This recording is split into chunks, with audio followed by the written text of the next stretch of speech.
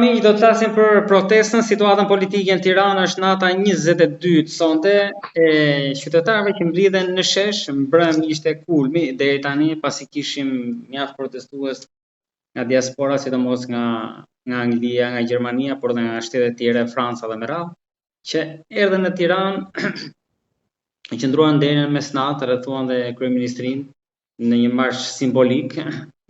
Vendosën dhe një ultimatum për kryeministrin 24 orë për të larguar për të ndërheqe. Ndërkohë që Rama sot në podcastin e tij të javës normalisht as tha që nuk e çon dhe ndërmend një gjë të tillë, vazhdoi të cilësoj algoritma dhe gjysmë të vërteta ato që shikohen dhe ato që thuhen nga sheshi. Pra palët nuk është se lëvizin nga qëndrimet e tyre të forta. Por si do të ecë kjo protestë tani në vazhdim, ne do të bëjmë një përmbledhje të javës, një analizë të asaj që ka ndodhur këtë javë, siç e kemi kthyer tradit tashmë në faqen tonë, me zotin Driton Tali, i cili ndodhet në Londër. Zoti Tali, përshëndetje dhe faleminderit. Përshëndetje, i përshëndes të gjithë ata që do të na përcjellin. Kjo përshëndetja e jonë është më tradicionale. Faleminderit. Zoti Tali, sikur e thamë dhe përpara se ta hynim në këtë bisedë, Tirana vazhdon të mbetet kryefjalë jo vetëm për shkak të situatës pra në Ballkan dhe në Europë, por edhe përtej me headlines ndërkryesorët në mediat botërore, me transmetimet live nga Reuters edhe të tjerat. Ndërkohë që nga Britania e Madhe, nga Anglia, kishim edhe mjaft shqiptarë që erdhën në protestë, me makina, jo vetëm me avion. Ju në gjykimin tuaj, si mendoni në çfarë është protesta tani, edhe si do të vazhdojë? Po, protestës komplimente, deri tashti ka qenë një protestë për t'i marrë lakmi, është një mësim edhe për rajonin sidomos, por edhe më gjerë, deri tashti për asa unë jam i informuar dhe mendoj se jam i informuar, nuk ka pas asnjë aksident.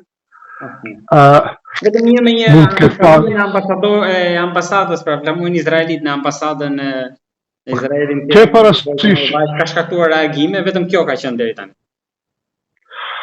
Gjasti pa nevojshëm, por ke parasysh se aty kjo protest i mbledh gjithë spektrin e shoqërisë.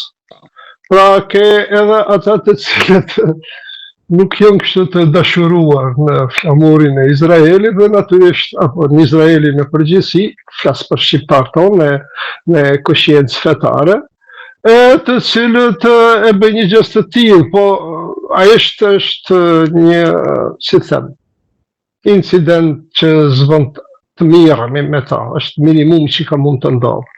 Sido që të jetë, unë të them të drejtën, ky presion i ngritur mbi Ramën jam ka pres kur do jep ndërheqje. Sepse nuk e ka luksin e Vučićit. Vučići e ka mbështetjen e Rusisë. Dhe andaj pas është projekti amerikan, paktën pavarësisht me parat arabe, Po, Amerika nuk ka Cezar, nuk ka car, siç ka Rusia, sado që po vetë lavdërohet Trumpi, po thotë se jam më i fuqishmi njeri në botë, megjithatë Amerika është ndryshe, po shifët të shti me këtë luftën e shpërsuar për zgjedhjet kuvendore që t'i ketë SBA-ja në nëntor, e ku edhe Shqipëria është futur kështu në mënyrë, si them, fuqishme në atë luftën ndërmjet betejën, se luftën betejën politike. Po, betejën politike në mes demokratëve dhe realisht në mes Trumpit dhe anti-Trumpistëve, sepse edhe në taborin e republikanëve ka shumë kongresmen, po edhe presidentit azëm Bush i Riu, si i mëshmi ka vdek, i riu është anti-Trump, ai nuk e përkra Trumpin. Pa, forcat anti-Trump janë duke përdor protestën e Tiranës, ajo shihet në për tashmë gjithë kemi CNN, kemi mundësit i përcjellim Foxin e gjithë ato të stacionet popularizuara amerikane dhe shohim se Shqipëria vije, Tirana vije në si temë debatit anti-Trump dhe Trump, pra, të dy kampeve. Po kjo e dëmton kauzën e qytetarëve, korrupsioni, krimi, oligarkia, ekonomia? As pak jo. Do ta dëmtonte sikurse të mirëte, siç u tentua fillimisht të mirëte ngjyrë raciste kundër kësaj apo atij populli, cili do që është në pyetje, kësaj radhe për shkak se Kushner është hebre dhe u tentua të keqpërdoret ajo për shkak të situatës në lindjen e mesme. Tashti është një thembetej anti-establishment me efekte të veçanta antikorrupsion, ajo që e karakterizon qeverisjen e Ramës tash e sa vite. Zoti Vitali, thoni do në një rast tjetër që ka ndodhur që ka pas protesta të ngjashme si në Shqipëri dhe në fund fare kauza ka dështuar për protesta? I kemi fqit në Serbinë, Beograd, është protestë e së zgjatur, po shiko, ne duhet të krahasohemi me rajonin. Nuk mund të krahasohemi me Suedin apo çka diun me Norvegjin, sepse vlerat kulturore janë ndryshe atje. Por unë po them, dallimi mes Ramës dhe Vučićit është se Vučići e ka Putinin mbrapa dhe ai e ka atë luksin që ti injoroj dhe mundësit që ti injoroj kërkesat e studentëve, e ti fyej. Rama nuk e ka. As Trumpi nuk e mbështet ashtu si që mbështet Putini Vučićin e as një lider i Evropës perëndimore. Madje liderët e Evropës perëndimore edhe më pak. Gjërsa Rama nuk besoj që kërkon ndihmë nga cili do mund kërkoj nga Erdo, po edhe Erdo nuk futet në këtë sepse do ta si them dëmtonte edhe influencën e tij të shqiptarët. Kështu që Rama ka ngel vetë me oligarkët e tij, me përkrasit e tij, me mediat e tij dhe të shohim sa do të rezistoj.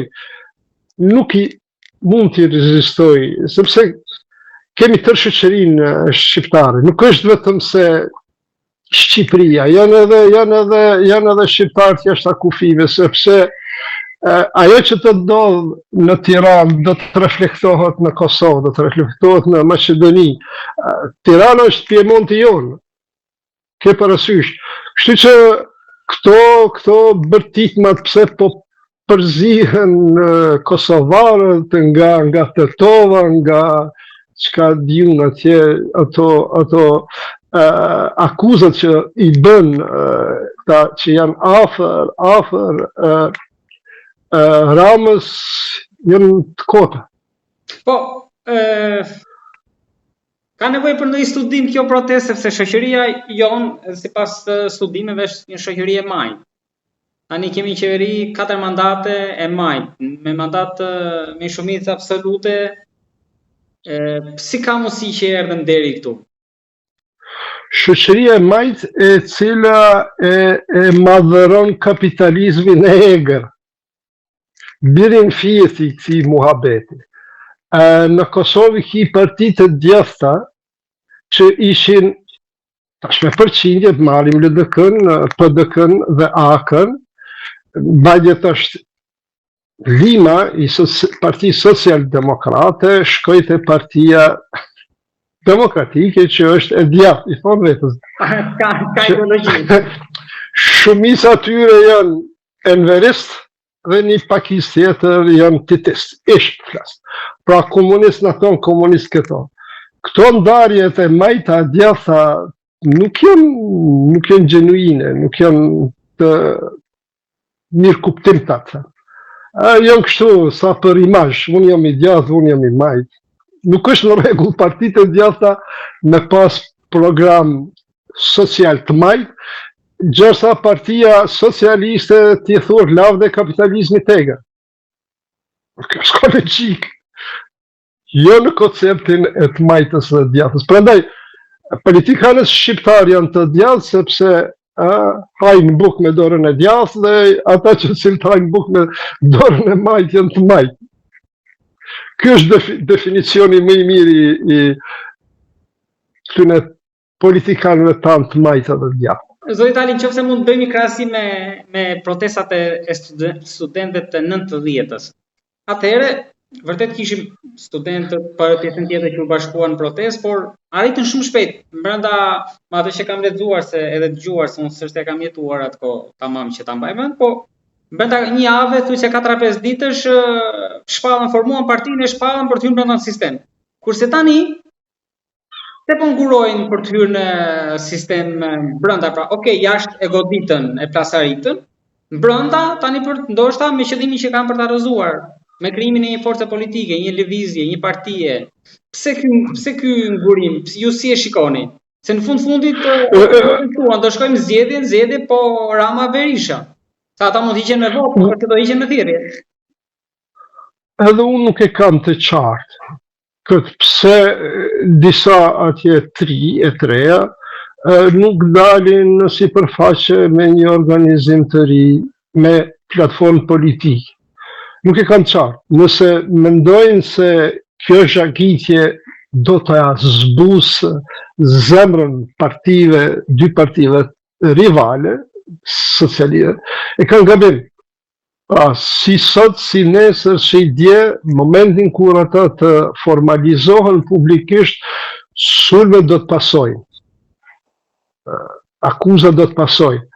Prandaj nëse e kanë nëse e kanë në aspektin taktik, po më duket e palogjikshme sepse në momentin kur të zyrtarizohen publikisht sulmet do të fillojnë. Sulmet edhe tashti kanë filluar për këta kundër disa aktivistëve aty të cilët majnë rendin e tjera, apo organizatorëve siç po ju referohet. Prandaj unë nuk e kam qartë, unë po pres me padurim kush do të dalë atje, kush do të merr përgjegjësi, ashtu siç e mori përgjegjësinë ta zëm Sali Berisha me ekipin atë Gramos Pashko sa ka qenë ekipi i protestave, studentëve të Gramos Pashkon edhe të tjerët, unë këtë kisha ndërmend edhe po prisa që të mbaronin fjalin që pyesja, atëherë ishte Gramozit edhe të tjerët. Po kjo protestë tani, a ka një pjesë intelektuale aty që mundet tani ta kalojnë në një tjetër nivel? Ju me atë me ide, me gjithçka tjetër. Shiko, ky kompleksi i intelektualëve. Ne kemi patur këtu në Britani John Major, i cili nuk ishte shkollim zyrtar, por ishte intelektual sepse gjithmonë e ka sofistiku vetën apo mirë mbajt vetën me lexime. Pra kishte një njohuri të përgjithshme. Gjithatë ne intelektuali është nëse ka një titull akademik, magjistratura apo doktoratur, se si e ka marrë mos pyet, se çfarë njohuri e ka mos pyet. Prandaj unë këto me intelektualët e Ballkanit jam gopë deri në majt fundës. Por mua më intereson entuziazmi i të rive, politikanëve do të këtyre vanabis, dhe çfarë platforme japin. Pa, nëse arrin të bëjë një parti, një organizim të strukturave, mekanizmave partijak, do të kemë përkrahjen time. Nëse dojnë të bëjnë, vazhdojnë me këto partit lideriste që fari kemi, ku në PDK s'ka PDK, po ka Sali Berish, në Parti Socialiste s'ka Parti Socialiste, po ka Edi Rama. Nëse kështu vazhdojnë, atëherë nuk ka kur farë ndryshimi, është vetëm se ndryshohet nga Rama dikush tjetër. Por në sens jo. Si krijohet kjo, pa e marrim me që është artikuluar dhe nga njëri prej aktivistëve pak ditë më parë, kjo beslidhja në të radhë e Tiranës, beslidhja shqiptare. Edhe ne nuk dëgjova. Të krijohet, dhe a keni, mendoni që në fund, ndoshta mas një javë apo 2 protestat do krijohet kjo beslidhja e Tiranës, beslidhja shqiptare, e gjithë këtyre protestuesve? Shiko, këto janë slogane që na ngrisin emocione, nuk jam shumë i prirur për këto. Unë dua të shoh kush do dalë atje dhe çfarë platforme ka. Kjo është me rëndësi. Pra, atë do të dali një parti e re, moderne, e cila do ta shërbej Shqipërinë për 2 dekadat e radhës, natyrisht pastaj është ajo pushteti korrupton, pushteti absolut korrupton. Natyrisht me kohë mund edhe të korruptohet, por dalin politikanëri, pra rrota lëviz. Më e keq është me nejtë vend, siç e kemi tashti. Pra është një Edi Rama që sa unë nuk e di të zër, nuk e di kush ka qenë ministri i ekonomisë, këtë po flas, apo cili do departament i qeverisë më pashme në Edi Rama, sepse kanë qenë të parëndësishëm. Ka qenë X e ka zavendësu me Y, se gjithmonë shtylla ka qenë Edi Rama. Dhe këta tjerë kanë qenë kështu dojnë me bëhe dhe në Kosovë, sepse, pa ndaj po them, se suksesi në Tiranë do të ketë shumë jehon në Kosovë, por edhe të shqiptarët e Maqedonisë. Duhet të ketë sukses, Unë po them që sado egoist të jetë Edi Rama, do t'japi dërheqje. Çështja është e jave, jo mujve. Unë jam i bindur atë. Ai nuk guxon ta përdor forcën. Pra ju thoni që brenda muajit mund ta mbyll. Po thash jo mujit, muajve. Po muaj. Ke parasysh. Po tisha si Sali Berisha tashti, do të munohesha të gjeja një lider të Partisë Demokratike. Për të kapur moment. Që në të vërtet e meriton, po jo si ai Lul Basha e kam fatkeqësisht njoftë në Kosovë 2004-2003, që më bën bërë shumë vite, më ka paslon një shije shumë tëllët shqiptarit. Atëherë ishte në punës i unë miku. Pra, jo kësi karaktere. Po dikush nuk dua të besoj që gjitha ajo parti demokratike nuk mund të gjesh biologjikisht të ri dikë që mund shërbej për një kohë gjatë, e i cili ka edhe ambicje dhe ndërshmëri e tjera. Për ta udhëheq PD-n, për ta udhëheq PD-n për dekadën e radhës.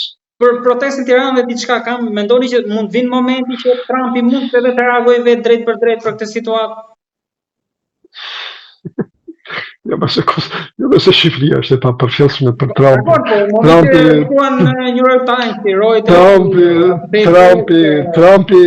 Trumpi ka problemet me Iranin e tjera. Nuk bëjmë me një investim i cili nuk është transparent. Çfarë po dëni prej Trumpit? Futet në këtë lojë. Në Beograd, pas disa protestave, kushtin u tërhoq. U tërhoq. Po këtu? U tërhoq. këtu kem të bëjmë unë edhe njëherë po them, me një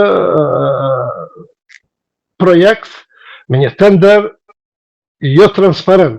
Ne, a din ti mua me ma spjegu se çfarë ka ndodhur aty saksisht. Unë i kam pyet disa gazetarë të Shqipërisë, disa miq, nuk dishin edhe ata me spjegu se çka ka ndodhur aty. Pra, po flasim për një investim masiv, ku gazetarët, s'po flasim qytetarët e zakonshëm, pra ata që cilët e kanë profesion me ditë, nuk din me spjegu. Dhe të shapo prep. Ai projekt mund të jetë fantastik i mirë për Shqipërinë, për zhvillimin dellueshëm të turizmit. Ne se dim. Unë nuk pe paragjykoj vetëm se procesi. Edhe Rama, nëse është fut në këso, si them, veprime, ai do të kesh një vetbesim shumë të madh. Kështu këtë kompleks e ka pasë sa të pashtoplani, e ka barazu vetën me Shqipërinë, unë e daj Shqipërinë e mes me, kjo është ajo farë, kur të arrish atë megalomani.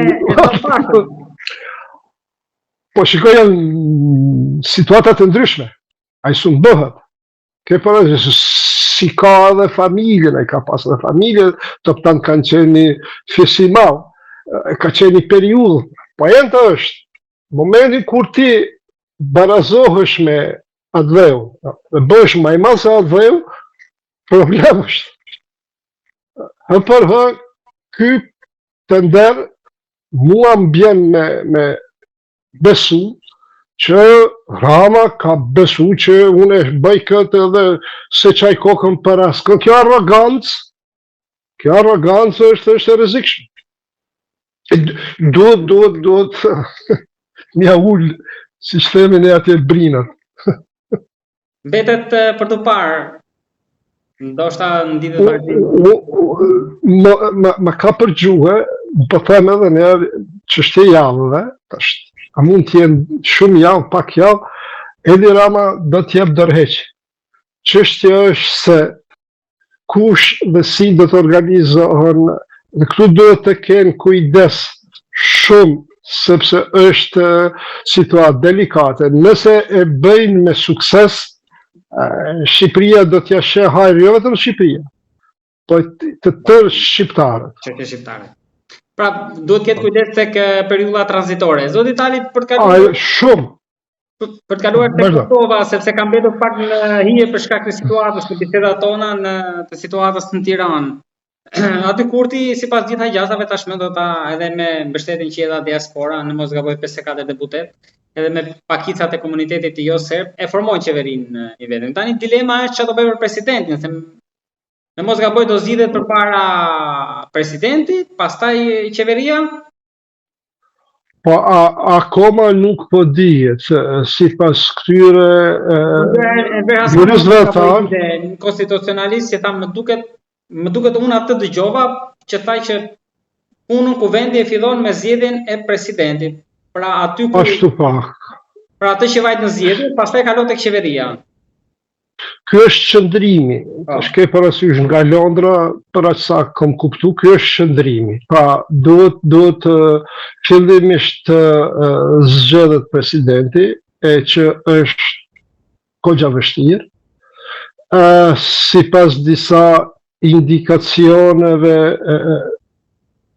shansat, gjasat, që të krijohet një koalicion mes vetëvendosjes dhe LDK-s janë rritur, por ke parasysh se brenda LDK-s ka protagonist që janë që nuk pajtohen. Poti dhe ashtu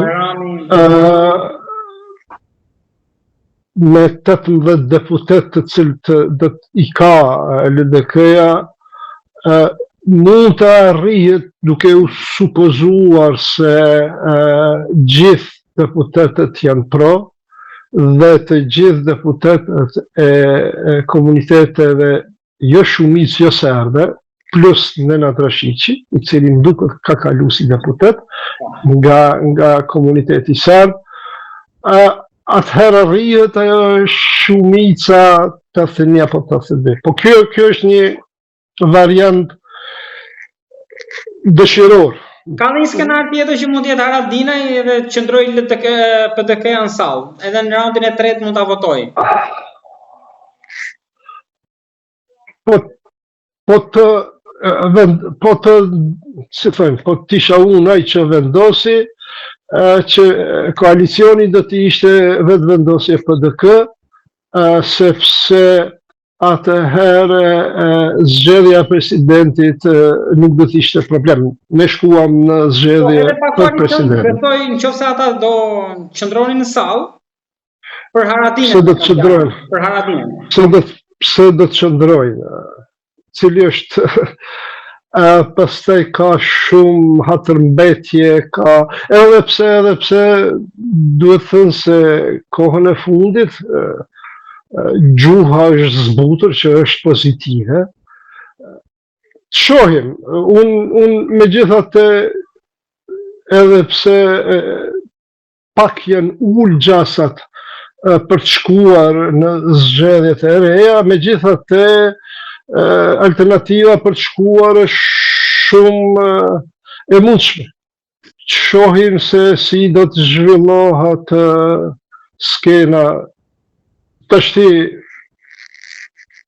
shohim, nuk po ajo që më bëri përshtypje, sidomos te këta disa debate që I përcolla Shkarazi, nuk e kanë marrë mesazhin e votuesve. Do në akuzojnë këta anti-vetëvendosje, akuzojnë vetëvendosje se I ka humbur diku 150.000 vota të votuesve të Kosovës.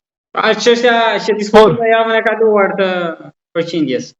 Por nuk e akuzojnë veten pse ata si morën ato vota. Bile ke edhe PDK-ja që ka humb vota, domethënë ka humb nga struktura, domethënë struktura e PDK-s si logjizmi është ky, nuk e përkra kryetarin e tanishëm, Petri Hamza. Ai në fakt, ai teknik është aty, se problemi më I madh qëndron me atë që ndodhin në LDK.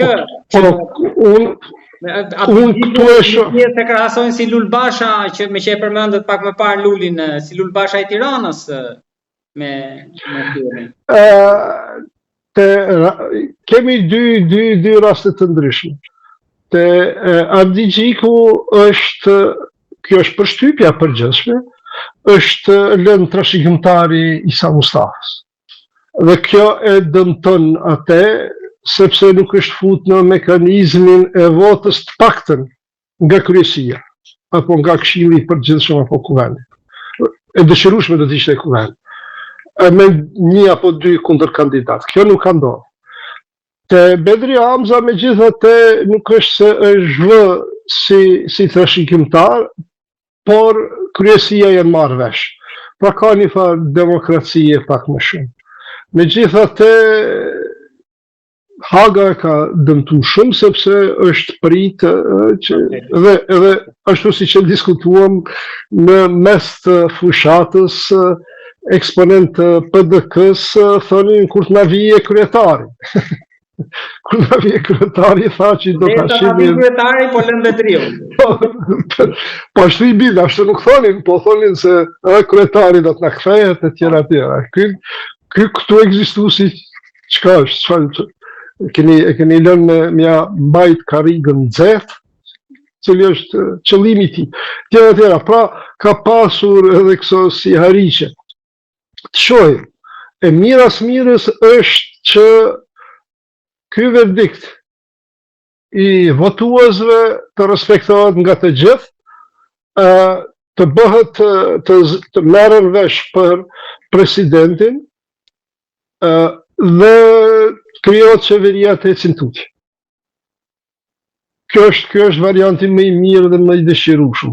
Tashti të shohim është ndotur ambienti politik atje dhe të shohim se si do t'ja dalin. Ndërkohë që ishte shiti. Kanë bërë problem kombëtar këtë zonjën Mihali, Dejona Mihali. Këtë javë ajo ka qenë. Po. Debat koti. Ajo është Mosri Badihava, luje derën Badihava. Kështu e kemi neve në Kosovë një thënie. Debat koti. Jo, për ta mbyllur me situatën në Iran edhe në Rusi, si duket pa vajtur pastaj në Angli që aty më duket se starme i nesër do ta vulojë. Po shiko, ky muhabeti i Iranit dhe i Gazës për neve shqiptarët më smiti ka qenë, sidomos për Kosovë, më smiti ka qenë më s'ndodhte fare. Sepse jo vetëm se na ka polarizuar si shoqëri në mes të popullatës laike dhe atyre fetare, flas edhe të stoku musliman, por edhe ndërfetare, janë hap disa debate pa lidhje,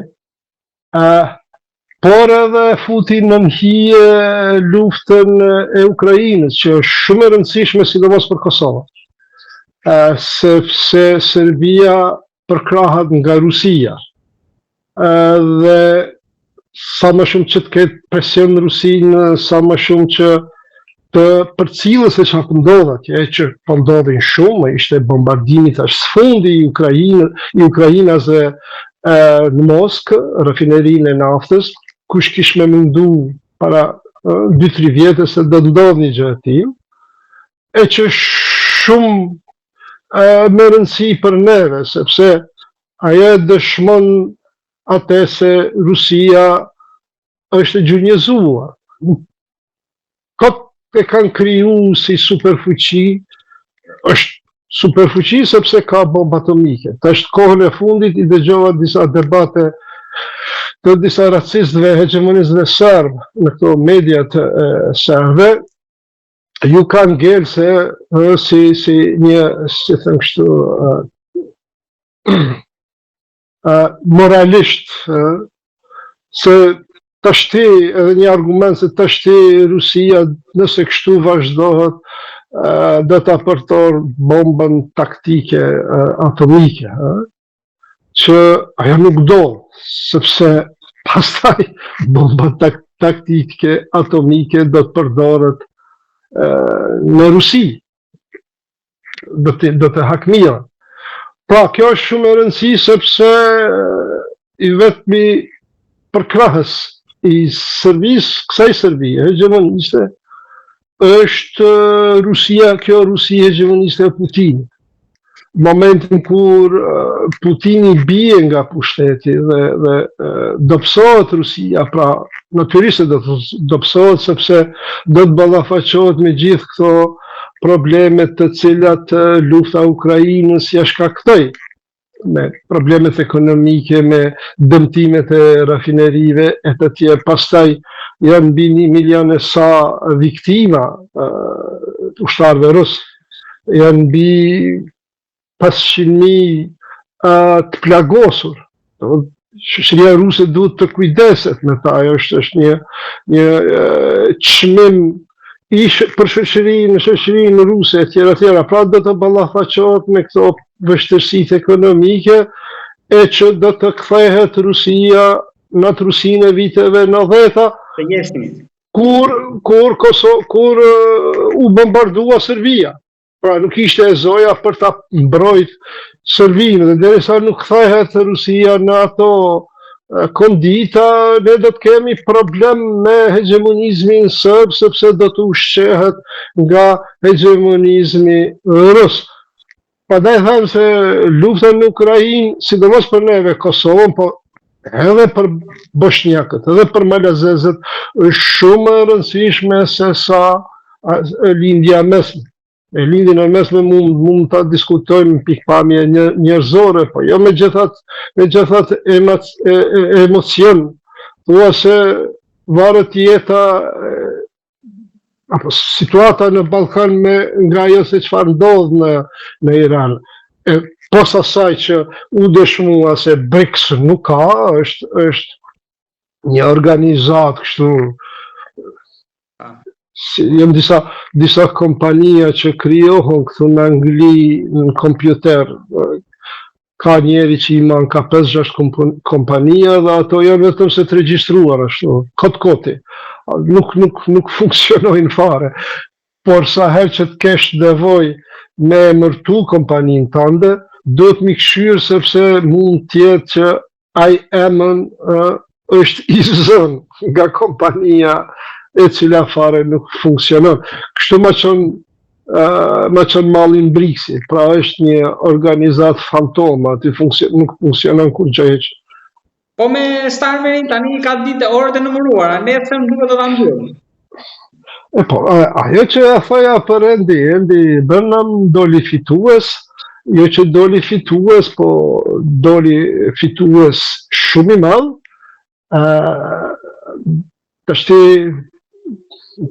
Është një freski për Partinë Laboriste, Partinë Punëtore, ka marrët se të karizmën e Barack Obamas. Mënyrën se si imposti këtë mikjen i këti Partisë Reform UK, sepse atë kishte kundër kandidatin kryesor, pa përdor gjuhën populiste me një karizmë, me një vokabular të pranueshëm për të gjithë atje, me të vërtetë është freski dhe pashteve që kanë fillu të flitet se Starmer nesër apo javën e ardhshme do të jap dërheqje për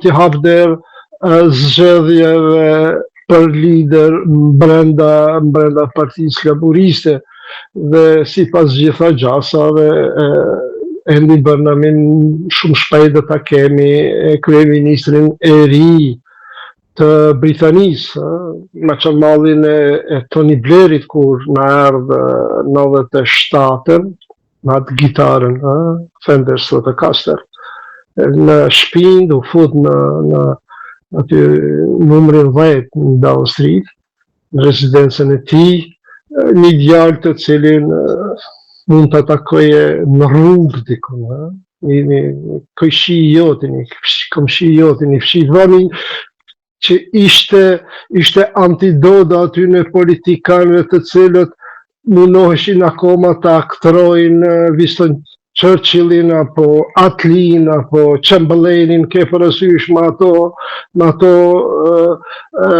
performancat e stërvjetruar. Dhe Tony Blairi filloi me atë Cool Britannia, me Oasis e Blair atër Britpopin. Tashti, ky edhe pse në një intervistë sikur akoma është në vitet 80-ta, por ishte i sinqert në mënyrën se si e tha, duhet edhe ky pak si Barack Obama, që e këndoi atë Eminemin, atë Lose Yourself në këtë rallin që e patën në Chicago. Pa do të jetë edhe më i prekshëm për këto gjeneratat, sidomos gjeneratën Z, por edhe për gjeneratën Alfa. Duhet ta kem parasysh politikanët shumë, t'jenë më up to date, më cool me këto kërkesat e gjeneratave të reja.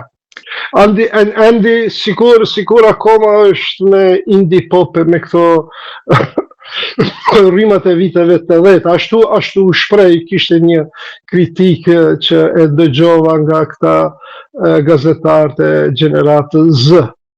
Zë Itali, ndërkohë që ju... Po krahasuar me Starmerin, është shumë i pranueshëm.